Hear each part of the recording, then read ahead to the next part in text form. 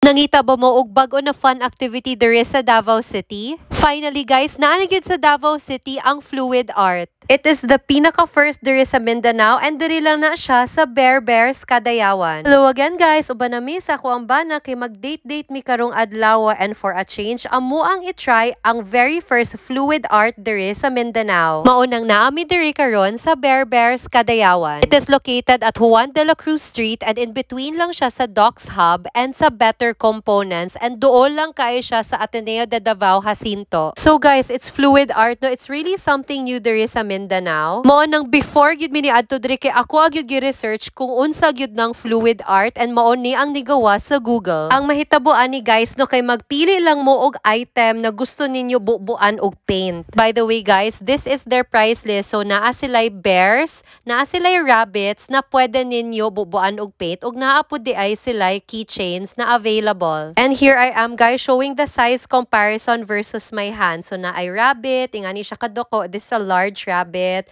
Kani siya kay medium size na rabbit and this is movable by the way. Ang mga rabbits pwede pud siya himuong coin bank as well. Ganahan sad kay ko sa design sa ilahang mga keychain. This is only for 299 introductory price. So this is what my husband and I chose na amo ang i-decorate karong hapon. So he got the small na bunny and I got a large bunny. Of course, na ay demo na hitabo no kay first time bayaan na mo ni dili mi gusto magpataka. Apil na di ay sa inyuhang ginabayaran aside sa item guys kay this apron kay syempre you need this one para dili mahugawan ang imuhang sanina. Of course, apil po dira ang paint, ang mga colors of your choice para sa imuhang item. Apil po day ang gloves na apoy paint brush, na apoy cup, na apoy spoon, and a large tray para dili mahugawan ang table nila. My husband and I are so excited to decorate our bunnies na. Pinakalisod yun diri guys no kay ang pagpili sa colors pero I personally chose lang white and black para sa ako ang branding diri na Discov Davao. Kay mao man ang colors sa ako ang logo guys. As for my husband, he chose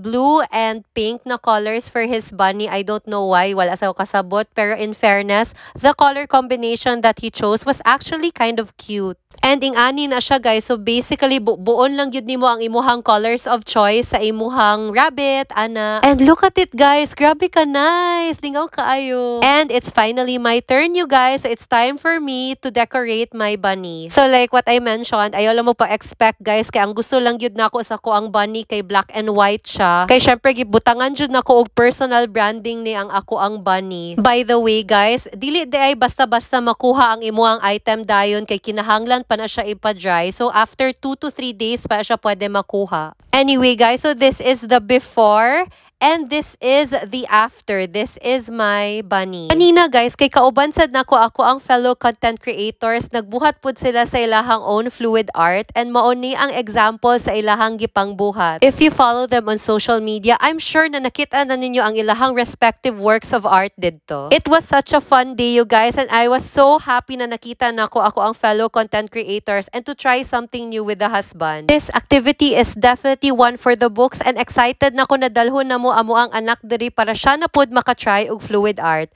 So kato lang guys, thank you so much for watching. Bye-bye!